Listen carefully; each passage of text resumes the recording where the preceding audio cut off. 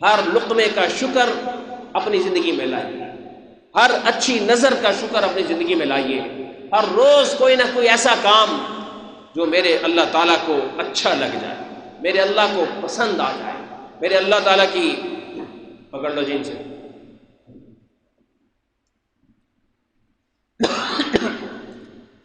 جی۔ تو دوستو، اپنی زندگی کو اللہ تعالیٰ کی طرف لے جانا ہے۔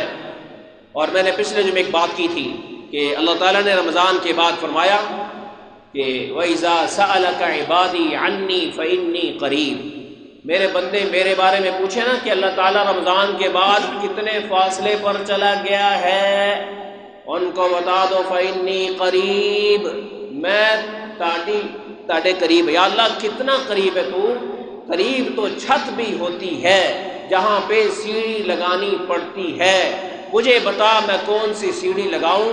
قرآن سورہ قاف میں کہتا ہے وَنَحْنُ أَقْرَبُ إِلَيْهِ مِنْ حَبْلِ الْوَرِيدِ، میں بندے تیری جان کی رگ تجھ سے دور ہے، تیرا رب اس سے بھی قریب ہے۔ جان کی رگ دور ہے اور رب اس سے بھی قریب، تو اس لیے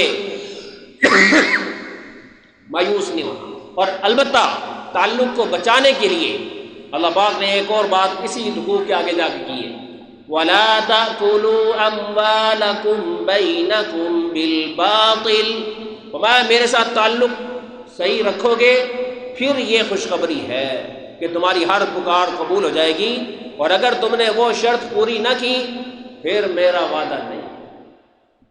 وہ کیا ہے کہ ناجائز طریقے سے میرے کسی بندے کا مال ہضم اور ہڑپ نہ کرنا۔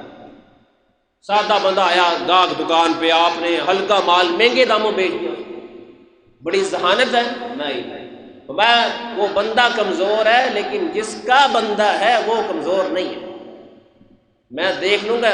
یعنی کمزور بندے کو اگر آپ ڈوج کرائیں گے نا تو یہ فرشتے لکھتے ہیں کہ اس نے بندے کو نہیں بندے کے رب کو ڈوج کرایا۔ لیکن نا جی کسی افسر کا ملازم آئے آپ کی دکان پہ اور آپ اس کو ہاتھ کر دیں تو وہ افسر تک جب وہ جا کے خبر ملے گی وہ کیا کہے گا، نے میرے نال ایسا کیا، وہ کہہ دی چھٹی کراؤ نکلو۔ ہم بڑے خوش ہوتے ہیں میں نے ہاتھ کر دیا، ہاتھ نہیں کرنا کسی کے ساتھ۔ دوستو کچھ بھی ہو جائے حلال کھائیے، تھوڑا کھائیے، وقت تو گزر ہی جائے۔ تو وَلَا تَأْكُلُوا أَمْوَالَكُمْ بَيْنَكُمْ بِالْبَاطِلِ، چوری باطل طریقہ ہے، سینہ زوری باطل طریقہ ہے، دو نمبری باطل طریقہ ہے، جھوٹی قسم باطل طریقہ ہے، فضول تعریف باطل طریقہ ہے، اضافی باتیں باطل طریقہ ہے۔ صاف صاف کہیں میرا اللہ معاملہ، کچھ بھی ہو جائے اگر کوئی درمیان میں فالٹ آ گیا ہمت کر کے بتا کہ یا اللہ تو ہی دل چ پا سکنا کہ فالٹ کے باوجود لے لے، لیکن میں دھوکھا نہیں دے سکتا۔ امام ابو حنیفہ رحمۃ اللہ علیہ 1 لاکھ کا مال صدقہ کر دیا کرتے تھے، جس دن گاہک بتائے بغیر سودا بیچ دیا کرتے، کوئی بات نہیں، لے یہ میرے لیے نہیں بلکہ جو بندہ آتا تھا اس کو وہ چیز واپس بھی کر دیا۔ تو اس لیے اپنی زندگی میں 2 نمبری نکالیے، بڑا جلدی اللہ کا تعلق ملے گا۔ ایک صحابی نے سعد بن ابی وقاص رضی اللہ تعالیٰ عنہ کہ یا رسول اللہ شارٹ کٹ نسخہ بتائیں کہ اللہ میری کوئی دعا رد نہ کرے۔ تو آپ علیہ السلام نے فرمایا اطب مطعمک، فرمایا کہ یہ جو لقمہ تیرے پیٹ میں جاتا ہے اس میں شکوک والے لقمے کھانے چھوڑ دے، ویسے ہی بغیر تہجد پڑھے ہی تیری ہر دعا قبول ہو۔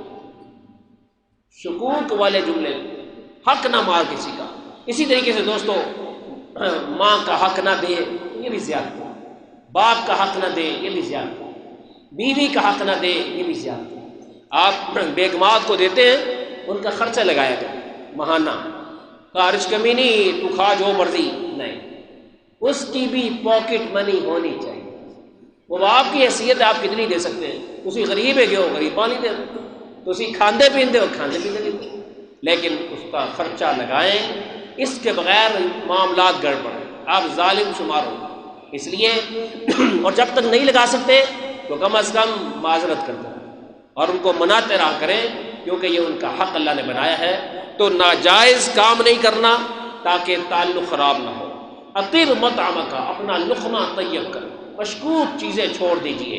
اور پھر اسی سے اگلی ایک آیت نے فرمایا ولا تعتدوا، میں نے سچ کی جو حد رکھی ہے اس دیوار کو کبھی پھلانگنا نہ، سچ کی دیوار کو پھلانگ کے جھوٹ والی چھت پہ مت جا. ولا تعتدوا ہے جی، غفلت کی دیواریں مت پھلانگنا. ولا تعتدوا، حلال کو چھوڑ کر حرام کو منہ مت مار. ان اللہ لا يحب المعتدین، تمہارے اللہ تعالیٰ کو پھلانگنے والے بندے پسند نہیں. حلال کو چھوڑ کر حرام کی طرف جا رہا ہے، تمہارے اللہ کو پسند نہیں. اللہ مجھے اور آپ کو توفیق عطا فرمائے. وآخر دعوانا الحمدللہ رب العالمین.